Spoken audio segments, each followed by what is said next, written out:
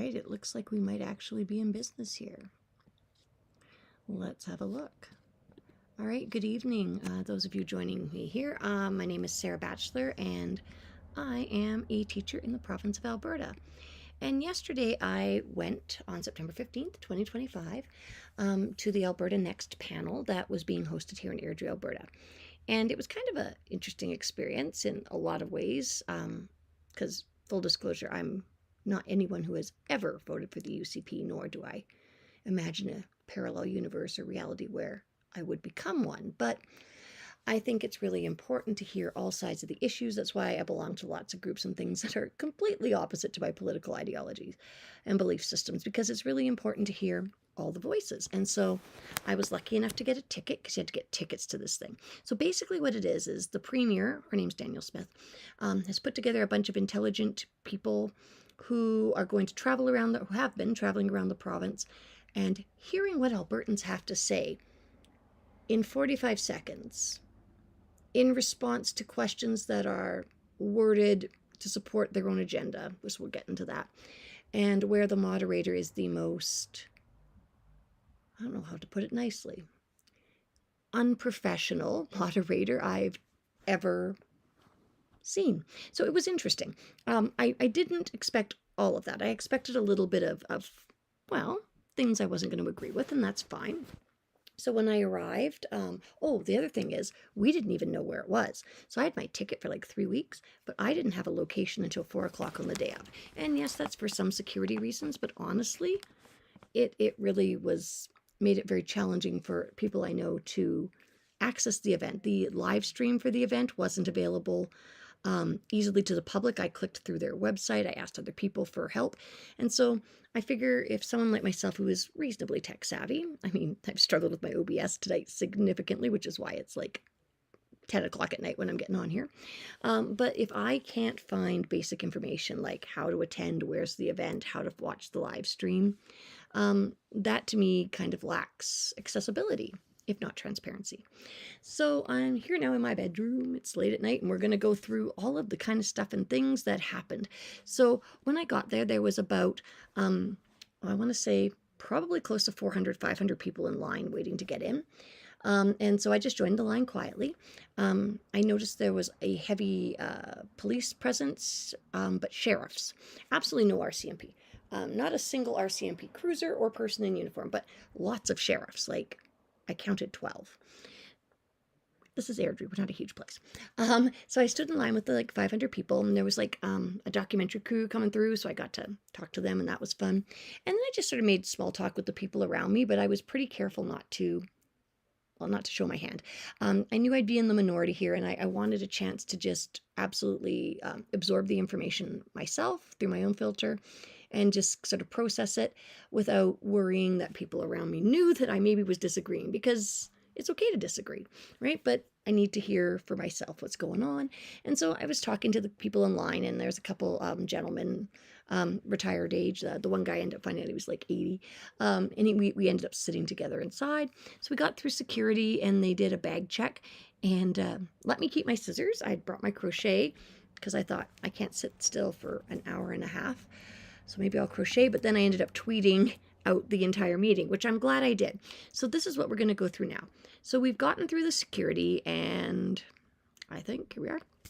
Perfect. So we've gotten through the security, and this is what we're looking at. I switched my scenes. See, I said I was kind of tech savvy. Okay. So when we first got there, one of the things we were told right off the bat is we need to keep our questions on topic. This was by the moderator. And to speak only to the relationship of Alberta with Ottawa and mandates of the panel. So we'll go through the different topics here. There were 5 or 6 of them. None of them were things that people really were hoping to have input on from my world. Like, there was nothing to do with education, healthcare, public services, infrastructure. It really legitimately was like why we should be mad at Ottawa. So here's how it goes. Opening remarks were by Danielle Smith, and she says they have managed to hit the 4 corners of the province. They just have Grand Prairie and an online one to go. And she was, talking about how great Airdrie was, and, it's so beautiful. I can see why everyone would want to live here. And then she mentioned how great our amenities are, which made me think, we have almost 100,000 people in no hospital. So we have issues. And we won't even get into schools. So she was espousing the things that the panels and referendums have contributed to. She went through the whole history, like the past 20 years of anything that the Conservatives might have had their fingerprints on. And she listed a lot of numbers and facts really, really fast that clearly I didn't get into the tweet. But she says that there's trillions that should have come to us to help us grow, but haven't because Ottawa, right? But that's not a surprise to any of us. She says, though, that her closing comment was sweet. I mean, she says she will always put her faith in the Albertans and that she trusts us. Her actions don't necessarily always show me that, but I like the sentiment. I thought, all right, nice way to start. So here's where my ADHD and not typing real fast starts to kick in. I'm like, there's 6 topics we're going to be allowed to ask questions about tonight. Equalization payments and transfers, pensions, provincial police force, immigration. And then I said there's 2 more, but we'll see as we go. So we were told to keep our questions on topic, right? And so really focusing just on the relationship with Ottawa. So the first, they started each of these questions with a video. It was about 1.5 minutes, 2 minutes long. Lots of facts, some really interesting ones.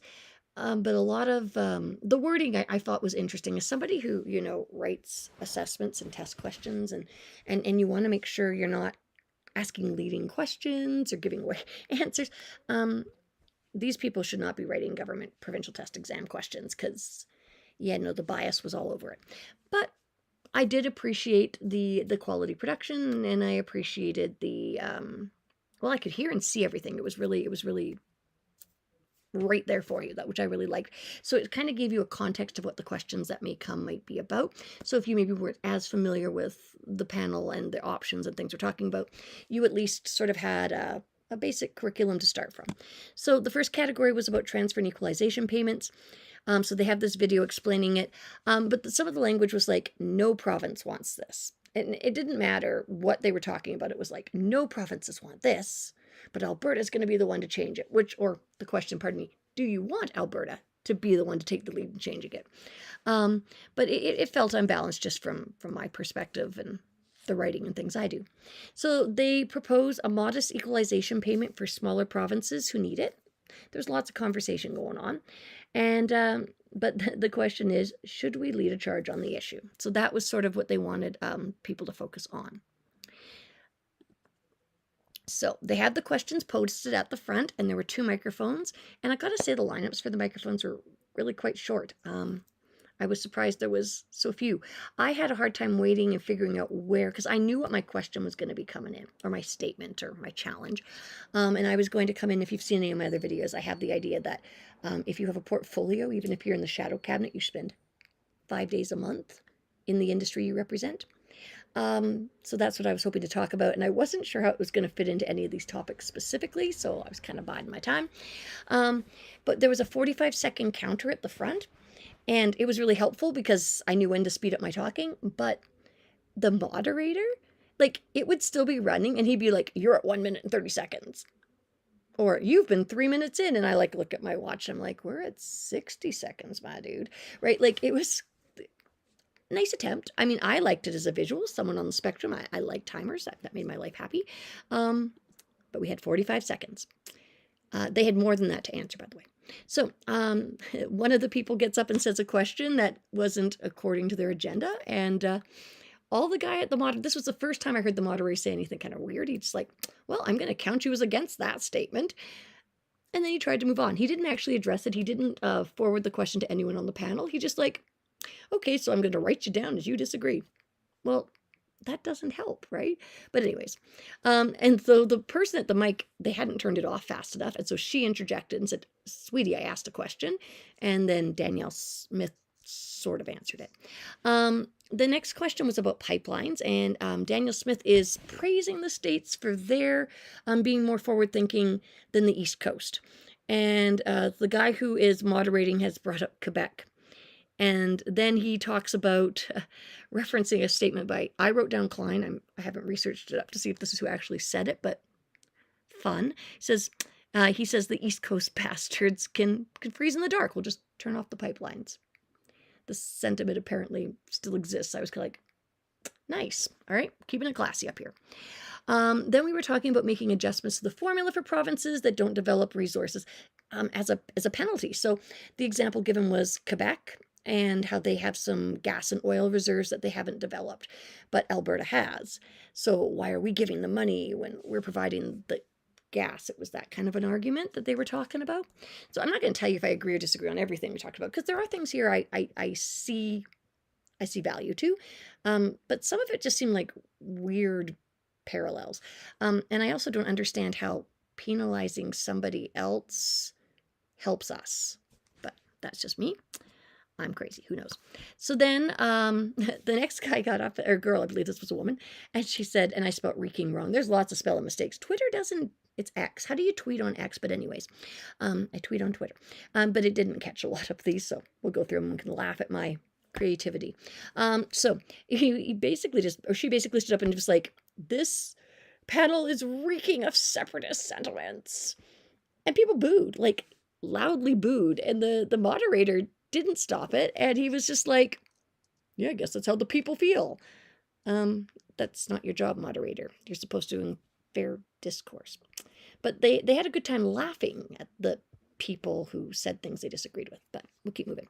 So the second video we watched and then talked about was pensions. Now, I have some pretty strong opinions on pensions. I don't think that the Alberta government has done a good job with anything they've taken over with regards to pensions. Teachers. But yeah, I mean, our return is less and it's a mess.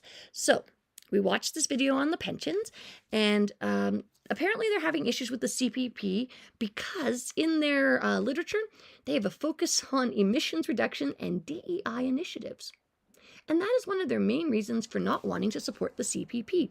They do get into the investing part a little bit coming up, but why is that a big deal? Anyways, it was. So I guess if you're investing in things that benefit people with disabilities and equality, that's, well, like I said in the previous tweet, it lines up with their current messaging as a mother of a child on AISH. Believe me. All right. So apparently they were talking about if they moved away from the CPP to just an Alberta pension plan, the government would have to give us a lump sum of money. But the number was really similar to that surplus from oil and gas that they announced in June.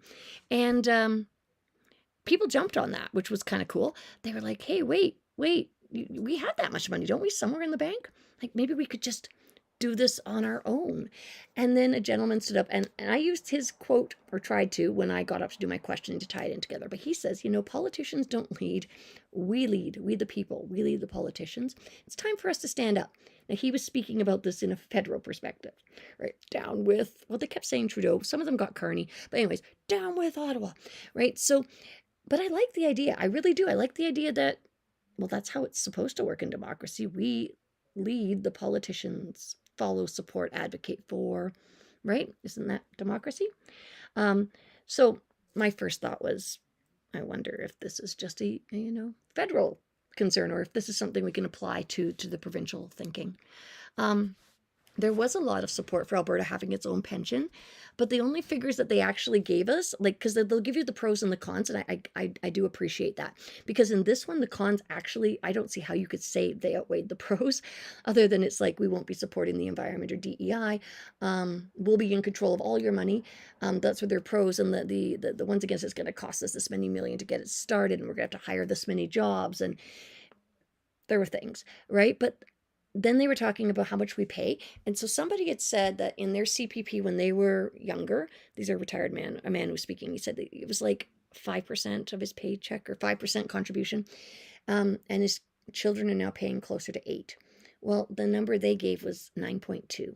A provincial, will only pay 9.2%. I was like, okay, music teacher math, I count to 4 for a living. I don't get it. So the next question, this person got up and said, you know what, that pension belongs to Canadians. And Danielle Smith, you said, hey, if we switch away from this, you're going to give seniors 10 grand, a bonus. But what that does is it bumps us out of an income bracket. So that $10,000 for this person would mean that they would have to pay back even more in taxes than the 10,000 would be, not to mention some other fees. And he's like, what's to stop you guys from clawing this back like you're doing with Aish? And I liked that question. I thought, again, no real answer. I can't remember. There was no real answer, right? Oh, maybe there was. The next guy was up and he's like, yeah, the province wants to have its own pension. I think that's great, but it should be an opt-in. I think that's reasonable too, right? Lots of reasonable ideas that I don't necessarily agree with, but I'm not saying that anything that was presented was done. Okay, we'll get to a couple. But most of it was pretty sane. Just didn't make sense to me, hence my questions. There is a real push from the crowd that we do need to start with the money that they have from like one of these surpluses they had from the oil and gas. And if you're going to do this, why don't we just do this? And that was sort of the sentiment, which I don't think the panel was expecting because, reading facial expressions. So she said, Smith says, we only need $20 million if we were to start right now. That would be the cost of getting it going, just like with being able to do the payouts to the people who should be receiving them. She says it needs to go to a referendum. And then she went on a tirade about how the stay in Canada question isn't actually a referendum question. And then she kind of blamed the courts for tying things up on her end. But anyways, here's where that 9% statistic came in. She's like, we're only going to be paying 9% premium or whatever that. That's not the right word. Somebody else who does math, correct me. All right. I'm a music teacher, by the way, reporting on political things. So apologize for some of the wrong terminology. The vibe was very much this. We just care about Alberta, right? Like the whole bastards freezing back east thing. I was like, that's not how I feel about the world. But, teachers, we kind of, everybody's our world, right? So I don't know, maybe that helps. But it did come across as very isolationist, very individualistic. And a lot of it just like, we're going to bucket because damn the man, right? Like we don't have any logical reason to do this, but damn you, Ottawa. All right. So then we had some questions on resource revenue and getting stuff out of the province. So they were like, we should separate. We need pipelines to get resources out and we need to become more independent. And we've heard these arguments before. And Danielle agreed that these 3 pipelines that have been kind of kiboshed, I guess, or stopped over time, that would make a big difference. And she says that, now these numbers, I didn't get the whole fact, I was writing about it, but she said, you know what, it was kind of like a we can do more with less kind of statement. So she says we only have 154,000 in oil and gas working right now, just under 200,000 people working in tech.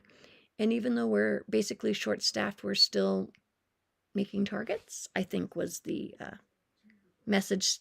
Still don't understand what that had to do with pipelines being closed and whether we should be more resourceful and independent. Then they did the hand count, and they did it at the end of each section. They would go all in who supports this question. They'd read the full question, and all opposed. And sometimes I voted, sometimes I just sat there. So they did the hand count, and it was like 95% of the people say yes. But my questioning on this one, because I kind of was like, well, maybe, because it said, the question was, do you think that we should have our own pension? And the caveat was with equal or better returns than the CPP, which already they're proving they haven't done in other situations. But I don't love Dr. Phil, and I'm pretty sure someone else smart said this as well, but it's like the best predictor of future behavior is past behavior, right? So then we moved into provincial policing. I thought this was going to be a hotter topic than it was, just from conversation in the line coming in, and how grateful everyone was to see just sheriffs and what did the one guy call them? Oh, the king's yellow striped pant wearing people or something. Yeah. Anyways, it was about the yellow stripes and the King Carney. Anyways, so as we move into this, one of the points she said, and she worded it weird this is what I got out of it. She said, if you're only English speaking as a police officer, there's like a glass ceiling. There's a certain point where you can't be promoted above because you don't speak French, right? We're a bilingual country. The RCMP is a national organization, and so they require you to be bilingual. Like I believe the military does too for officers, right? If you're going officer route, don't you have to speak French? you don't have to be a politician. I respect anybody who can speak more than one language, because I don't speak one well some days, right? So she was saying that, but this is a real recruitment blocker, especially in Alberta, where we don't offer French in schools, really, compared to the other provinces did. I grew up in BC. We had to have French. We started French in grade 1, and we had to have a second language, a grade 10 level second language to graduate. So, maybe because we're not providing the education, it would be intimidating. Learning a whole new language just for a job seems like an ask, right? And so she's not in favor of necessarily a bilingualism, but I kind of wondered what, the French-speaking Albertans thought about that. They're a very proud group of people, as they should be. Just sometimes you do things and I'm like, I wonder what they'd think. So she acknowledged the high startup costs that would be required to get provincial policing going, hundreds of millions. And then the municipalities, but she says the municipalities wouldn't be responsible for the extra costs, even if we're going to lose out on some federal funding or support for the policing. She says the RCMP was originally, was the original provincial support, back in the day, but they wouldn't uphold the prohibition laws at the time, and so they were replaced by a provincial police force. And then it closed down decades later due to being too expensive. So we got rid of the federal, brought in the provincial, cost too much. Then this guy gets up and he asks a question about regional policing, especially I think in more rural settings. Like I lived in Wainwright for a couple of decades. Rural policing is a very different issue, has some very different issues than urban policing where I'm living now near Calgary. So that resonated with me a little bit, talking about regionalism. And she says, Danielle Smith answered that with, yeah, well, the government says, you know what, municipalities, if you want to band together, regionalism, will go hard. So there's your answer on that. Next guy stated that the provincial police creates another group of provincial employees. He is right. And then he's kind of like, you're not really having a good time with provincial employees right now. Like, let's look at your track record with EMTs and teachers and nurses. You guys are struggling when it comes to provincial employees. Do you really think it's smart to create more? Interesting perspective, right? He was suggesting, can we even afford it? And the moderator's answer to this, he didn't direct it to anyone on the panel. He just said, well, if this happens, I'm sure if the provincial police force is formed, I am sure there would be talks about salary. But just the way he said it was like, yeah, well, we're all talking about salary right now, my dude, because it hasn't kept up with the cost of living. And you gave your MLAs a 14% in 1 year increase for cost of living in Edmonton. Anyways, coming back. There was an Indigenous, I apologize for that, an Indigenous leader who was representative on the panel, and he opened with the treaty acknowledgement and stuff, which I really enjoyed, by the way. It's just so nice to hear it done with all the pronunciations the way they should be, and not me trying to say, oh, I don't know, I won't even mess it up here. There's a couple of the nation names I struggle with a little bit. I can say Sitska. All right. But he got up and he says, you know what, we've kind of already got this kind of thing happening, and talked about how some of their, they have their own police systems. But I was just thinking to myself, that's not for the reasons that Alberta's going to provincial. It's like comparing apples and oranges. I mean, yes, we can run small regional, independent law groups. I'm struggling for words here, but it's not the same as. Anyways, I thought it was an interesting point to try and bring sort of an Indigenous perspective into the conversation, but it didn't really resonate with me as actually answering the question. There was a comment from someone at the microphone about a lack of diversity in the audience, saying, you're doing the straw poll of the hands, and how is that an accurate representative of Albertans when, while there's 6 of us who are occasionally voting no on things, everybody else, and there was 600 people in the main room and there was an overflow room. So clearly not all perspectives there, right? And she was complaining, or not complaining, but pointing out, she's like, this isn't the most diverse group.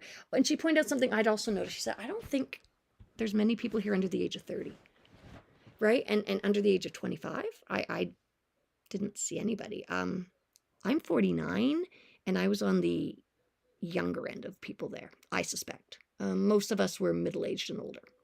It's so sad that I'm middle-aged. But it's okay. It's a gift, right? So she was like, "This is not diverse enough." And the mediator, he looks her and goes, "Well, sweetie," basically. He didn't say sweetie. That's me. I'm passive aggressive, sweetie. Yeah, I'd agree with you, but then we'd both be wrong. And then, of course, everybody laughed. And I was like, yeah, really allowing all viewpoints here. I mean, it's a valid point. Like the demographics in the room didn't represent, and they do come back to this later in the closing comments. There was a lady who addressed it and didn't make it better. Then Smith began referring to, because this became a theme for a while, the RCMP as a paramilitary organization, and she began portraying it as this was a reason why they weren't recruiting. There's not enough RCMP, because that was another thing. How are we going to fill a provincial force if we can't fill a federal? But this is a reason why nobody wants to be a part of a paramilitary organization, and that's why they have trouble recruiting. And I didn't understand how the provincial police would be different, but there you go. But this was my favorite. She's like, we really need a provincial police force because back in 1917, the RCMP left, and then we were just left scrambling, and we don't want to be in that situation ever again. I think things happened differently in 1917 for a reason. But anyways, I just thought that was a nice historical fact. I mean, I did get a couple things I had to look up about the history of the RCMP out of this. I mean, the people, they're well educated. It's well put together as far as facts go, but then, we expect this, right?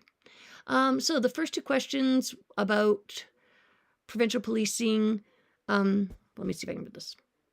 Oh, they were talking about how our provincial rights are already protected in the Constitution. And then they started talking about oil and gas.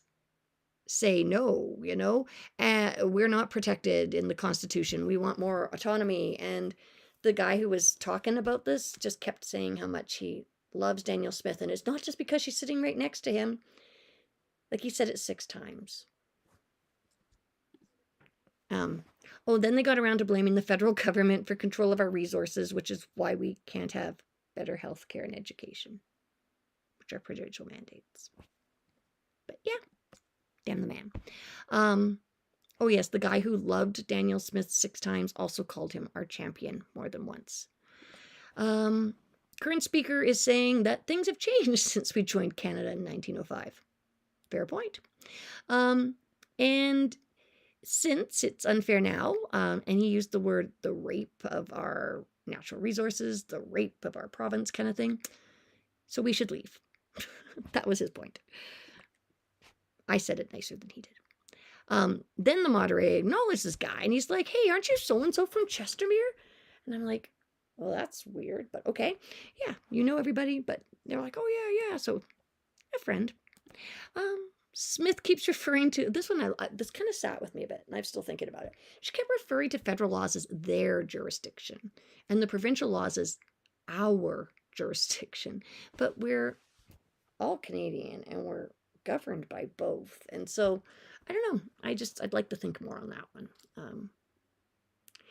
I think it says a lot about the types of decisions they're making when you see things worded that way, because it's a very much us and them mentality, and I'm just processing this out loud as I'm sitting here, but something to be thought about from a, profiling kind of standpoint. Psychological, not criminal profiling. I do like a little murder, death, kill documentary.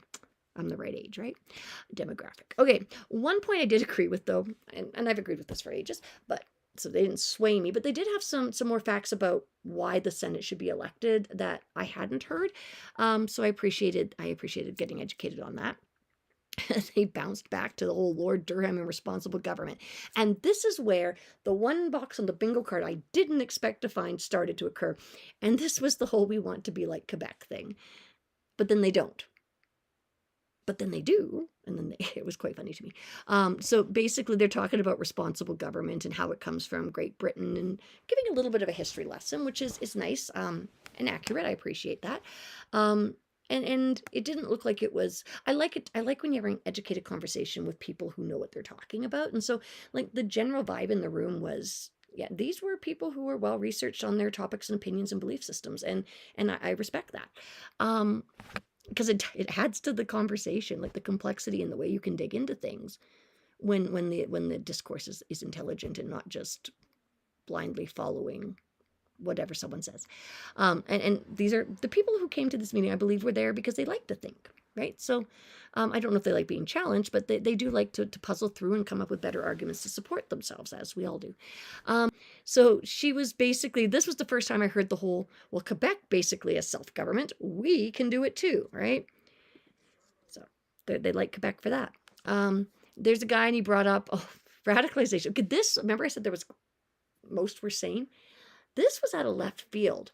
And I think, like me, this was a person who come with a question prepared and didn't see where it fit in necessarily, although my question does fit in. This is, okay, you can read. Basically, he was like, I've been doing research on the radicalization of our youth. Like, he was this, like, fire brimstone speaker. I like it. And then he was like, this whole thing about gender is actually tied to religion. His 45 seconds were up at that point. No one stopped him, by the way. Yeah, he basically was making the argument that somehow gender is tied to freedom of religion, and so the government should just... He said we need to take a non-binary perspective, so I was really confused. I'm like, is he pro, non... I don't know. I'll have to go back and listen to the tape on that one, because I was just shaking my head like, I don't know what you're talking about. Oh, here we go. UCP praised Quebec again. They managed constitutional change. Meaningful constitutional change. She did mention other constitutional change. They had a bunch of documents. But yeah. And then they slid on into immigration. And I said, hang on to your hat. Because the mood in the room was a little bit spicy, but not like a lot spicy. So I was just kind of like, I wonder what kind of questions are going to come out of this one. So we watched our video on immigration, which was, again, well put together. It was, I don't know how to describe it, because fact heavy isn't the right way, but maybe not touching on the human cost or impacts so much as simply more of a financial and fiscal look at immigration's impacts. Okay, yeah, there was discussion of social programs, but it wasn't in favor of people with immigration status. So they did describe our growth. They say, and they started out, and I this makes sense in some ways, because they said, like, we're talking about immigration. So we've got this small group of farmers and ranchers, right, that are dedicated and they belong here. And when you look at the demographics of how immigration worked, historically in Canada, I had this great assignment I would do in grade 9, and so each of the continents or parts of the world had a different color. So the Oceania had blue, and we would make paper chains based on statistics. So what we would see in our paper chain is earlier, like up until the 70s, the majority of our immigration does come from European countries, right? And Eastern European and Western European countries. Because if you remember social studies, there was the real push to actually have people come and settle the land. It makes sense to bring people over who already do something similar in their country they're from, right? And this train of thought led me down a couple of other paths too, because there's some talk about the immigrants are given this and they're given that. And I'm like, but if this is when your families came over, I think you got a better deal, because you were given land and citizenship, right? Like, I don't know if healthcare, you know, as a temporary, healthcare is super important. I think everyone deserves universal healthcare, but I don't know. That was train of thought in the moment as well. But they were clearly referencing the European settlers as somehow having more of a claim to the land than the more recent newcomers. And the panel itself was diverse. There was an individual we'll talk about in a minute here who, you know, actually immigrated here with her family when she was younger and such. So I don't know where they would have sat on that issue. I would have liked to have heard their response to the response on that one. They blamed Trudeau for immigration. Oh, and also, no, the statement legitimately was like, immigrants are the reason you can't buy a house. And so we want to be more like Quebec, not a theme I anticipated again. So they're talking about the farmers ranchers as a cultural group again versus the French. It was an interesting comparison.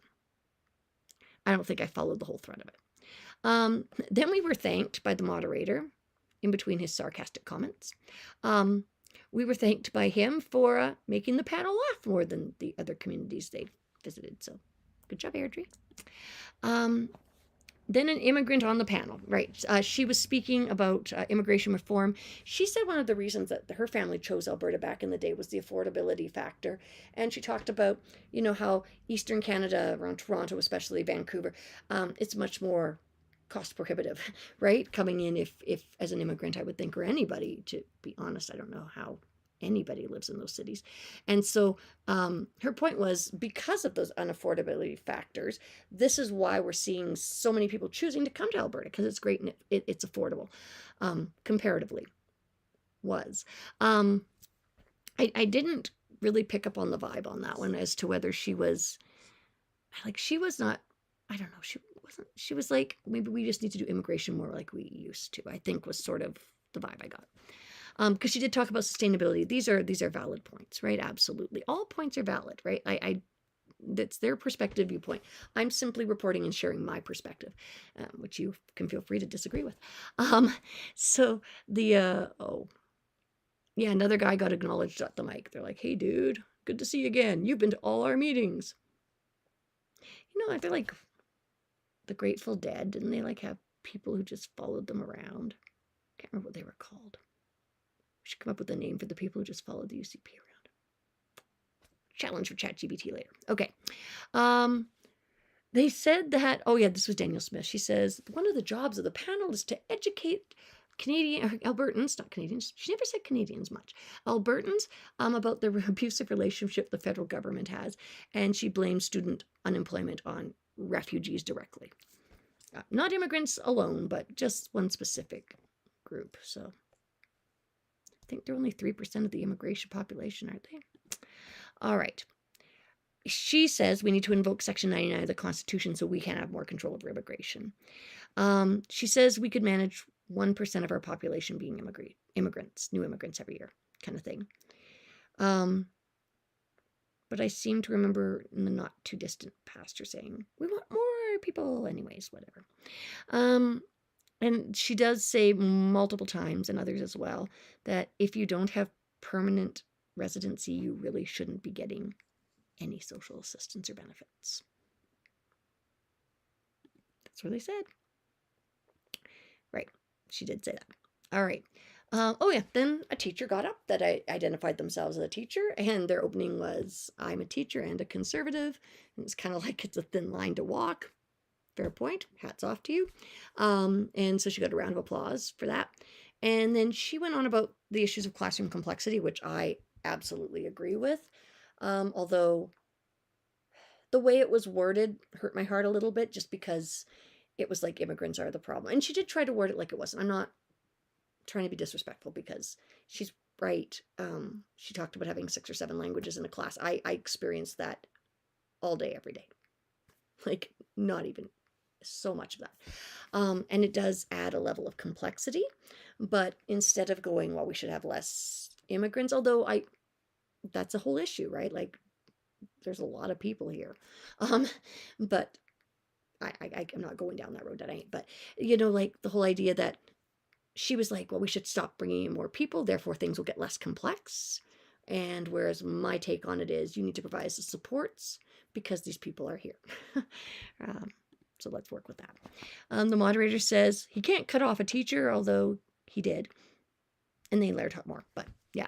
And he said, and then 2 other people on the panel kind of supported the statement, we're not against teachers. It's the ATA we have a problem with. The ATA is made of teachers. Anyways, Smith thanked her for her service, which was very sweet. I like that. And reiterated that this is why we need more space, and this is why she agreed to build more schools, sort of. She agreed to have other people build more schools, and say she did it.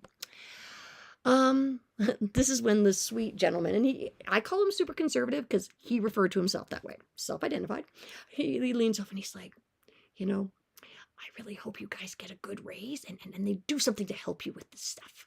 I'm like, thank you, right? Like, legitimately, the sentiment was not anti-teachers. And I just think the way that the Conservatives are approaching the issues around classroom complexity are much more reflected in the way the Conservative teacher asked the question is, compared to how I would see the issues of classroom complexity. Not wrong, just different, right? And there's some value in that. Like, there does need to be some immigration reform, but they're here. And I want to teach my kids who are in my room. Help me. Yeah, again, you need to be a taxpayer before you get any supports. There's a big disconnect between what we need and who we're accepting as immigrants. And I've seen this in real time. I'm sure many of us have.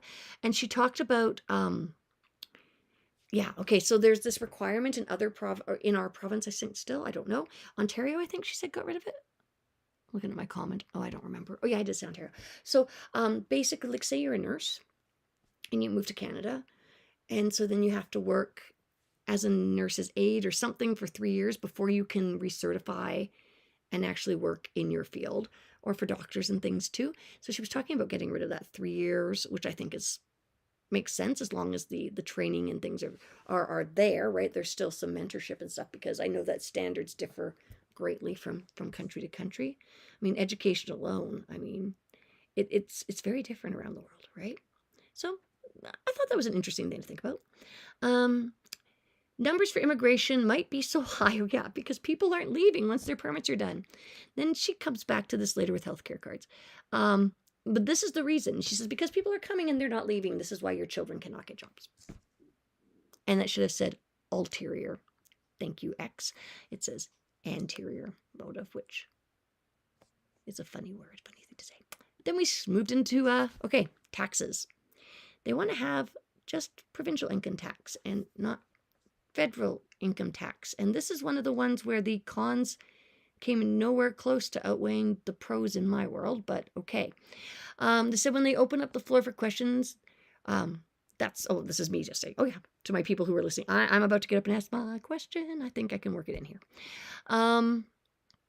Okay, so the idea was that we'd have a provincial tax policy. She's really against the capital gains tax, and we could decline parts of those policies.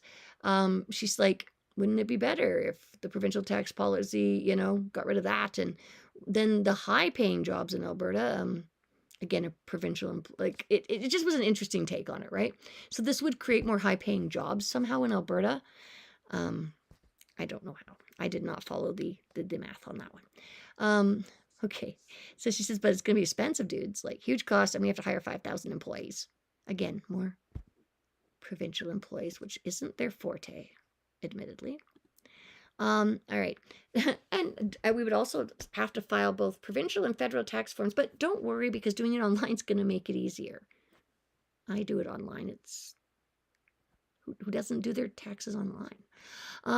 Then they had a guy, and he had this is the guy with the mustache. There was a guy with a fabulous mustache up there.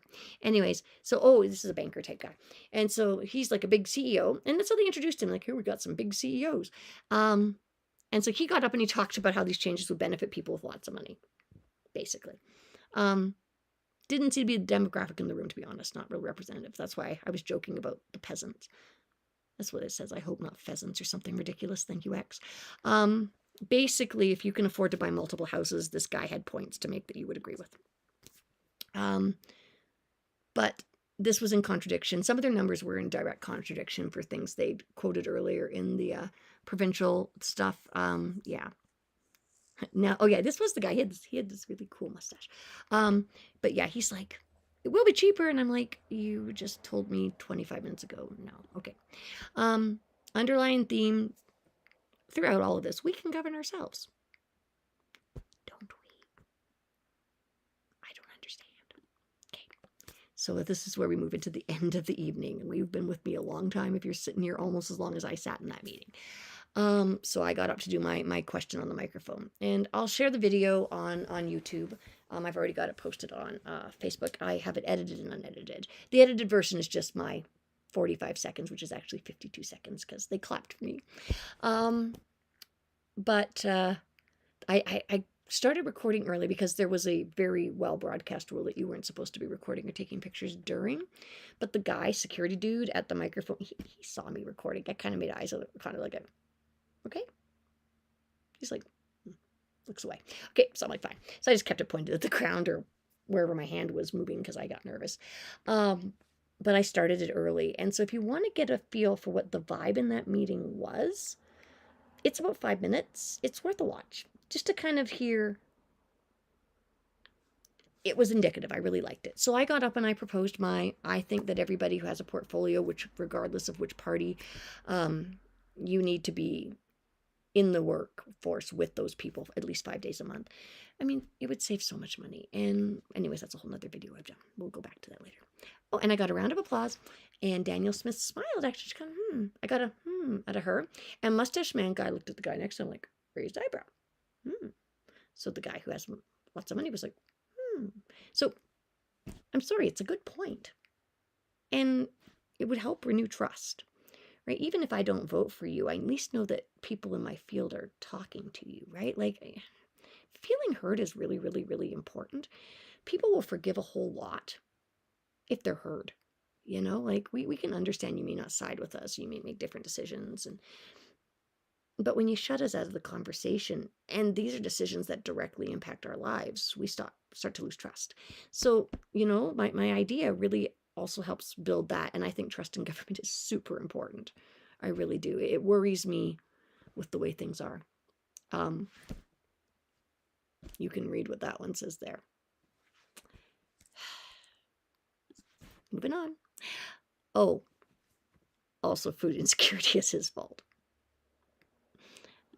Yeah. Okay, they came back to the whole demographic. There's no young people here. There's nobody who didn't vote UCP. And she was like, I think we're fairly well represented. And then she said, like, it was scathing. It was like, well, if you want us to listen to you, you need to show up. Okay, Joe how hard it was for me to get a ticket to this thing. So many website clicks. Couldn't find a live stream to watch. Didn't know where I was going until 2 hours before, and actually an hour before, because I had to go and get in line. Yeah, no, how do you expect us to show up? Like, and when we do show up, are we allowed to speak? Because if you've read the list of things we were and we're not allowed to bring into the hall, yeah, they were close to checking our pockets for pamphlets of sedition. Damn the patriarchy. Okay, this was a weird one. And I've heard it from somebody else. It might have been my husband who brought this one up. They were saying there's an extra 500,000 healthcare cards in Alberta. There's 500,000 more healthcare cards in existence on file, like costing money somehow, than there are people in the province of Alberta. And she suggests fraud. She's like, people are not leaving after their permits. That one came back up. She blamed immigrants, people cheating to get health care. But to quote my 13-year-old, this seems like an issue, not an issue me. Who manages these organizations? You oversee. So why are there audits not being done on a more regular basis so that you would catch this? This seems like something that must have compounded. She also said, oh, maybe a bunch of these people are dead, just haven't been removed. So again, clerical issues, right? So, but no, we're going to blame the immigrants pretty blatantly on that one. Oh yeah, and then this guy, he got up and he was like, hey, so when the government, the federal courts and that, they rule against us, you know, they shut down our constitutional appeals or whatever, what's our next step? Crickets. We didn't hear anything on that. But we may get to witness it because a few things have been turned down lately, right? So that would be something to watch if he wants to figure out how that's going to work. And then this lady got up, and I thought it was a little left, like not left, right, like political left, right, but like just like, why are we going this way now? But she got up and she started talking about all the benefits of homeopathic remedies and natural medicine, how acupuncture, I put acupuncture. Is that the right word for when they stick the needles in you? If it is not, please correct me in the comments. Anyways, the Chinese art where they stick needles in you, science, pardon me, and it legit helps. I used it for migraines at one point. Huge fan. But she was just, basically her point was, hey, can we expand some of the things Alberta Healthcare covers to some of these more natural complementary medications routes? And then the moderator said to one of the guys on the panel who was a doctor, who also earlier had said a bunch of his patients had told him that they were talking their kids out of being in the RCMP.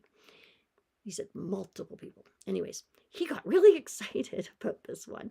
He was like jumping out of his chair almost, and the moderator was like, did you pay her to ask that question? So I guess, yeah, this is on their radar. I don't have opinions either way. Just what was said. Then we were criticizing Quebec again. But then they were fans again, because it's like, boo, correct model. Hooray for autonomy they have. With great power comes no responsibility.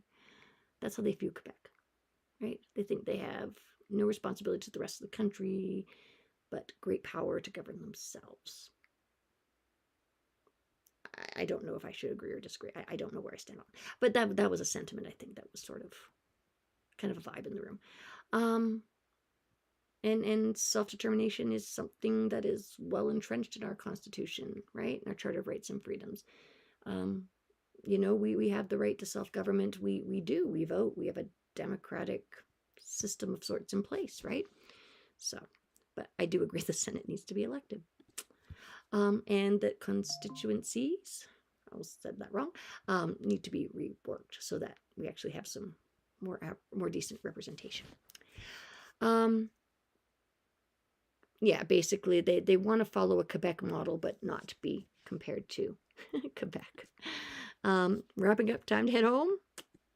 I was glad to go home. So meeting ends, I'm walking out, and one of the town councilors, I've actually taught her kids, so I know her quite well. She's a big supporter of the arts. She came up to me and she thanked me for my comment question. She's like, that's something we could work into the municipal level as well. There's some accountability and relationship building and things that are so important and powerful that you can't do in group settings and panels. Like this one-on-one, actually being in someone else's reality and seeing them. That's powerful stuff, right? And so she was like, yeah, I think I'd love to come in again. I'm like, yeah, got a criminal record check, come on in. I'd be happy to host you for a day. Come shadow me. And then she said, like, you should invite your MLA, Angela Pitt. And I was like, kind of have. She's like, oh, she didn't go. And I'm like, well, we're like 27 emails in. I don't think she wants to come now. Not that I've been rude, but just persistent. And honestly, I've been sending the same form letter the last like 12 times. But we had an interesting discourse in the beginning, and she was clearly not interested in coming in because she has children in schools and she knows what schools are like. And she was busy even though they weren't in session. And there's other things out. I did a video on that. You can go find it. But this counselor, she's like, well, that's ridiculous. She'll come with me. I'll go get her. And I don't think she can say no in front of her supporters. So I'm looking forward to hopefully having Angela Pitt in my school. Like, I'm not saying that to be facetious. I think, honestly, does anybody get her position? Like, what if we got to shadow her and then maybe she'd feel more seen and understood, right? Because isn't that just a core human value? We just want to be seen, right? And we will let a lot go, right? And we'll be much more forgiving when we feel that we've at least been heard, right? And I think in any industry, this isn't just an education issue. Nobody understands it except the people in there, right? If you haven't worked in food service, you don't get food service and customer service, right? Like, you don't understand like the frustrations of that order that comes in 10 minutes before close when you already shut down the kitchen, right? Those are things that if I hadn't worked in Arby's and university and Subway when I was a young mom and stuff, like no, that was valuable perspective, right? That I gained through those experiences. And, even, my husband talks about his job a little bit, but I'm like, I don't always get it, and that's okay. But it's nice to have people who actually make decisions about your industry get it. So I really hope she comes in because I wouldn't do anything other than I normally do. We would sing and dance and she could listen to the beginner band. It's okay, they get better by Christmas. I have to keep telling myself that. But they're super excited this year, and I have big classes. I'm really excited. That's the one place I want big classroom size band. Pack them in. Beginner band, I don't want more than 30 in a room. After that, bring it. 80, 150. We're rehearsing. We're going to get some work done. So I survived. I didn't have to wait 7 million hours to get out of the parking lot. I felt it was a really good use of my time because it exposed me to the opposite side of a lot of things that I hold dear and feel strongly about, but with some facts so that I could, I don't know, it just helps me draw a better conclusion. Sometimes I like going to these sorts of things, and the reasons I belong to these groups is because I can counter arguments better when I understand where you guys are coming from. It's to strengthen my own arguments. I mean, that's just what good debating is, right?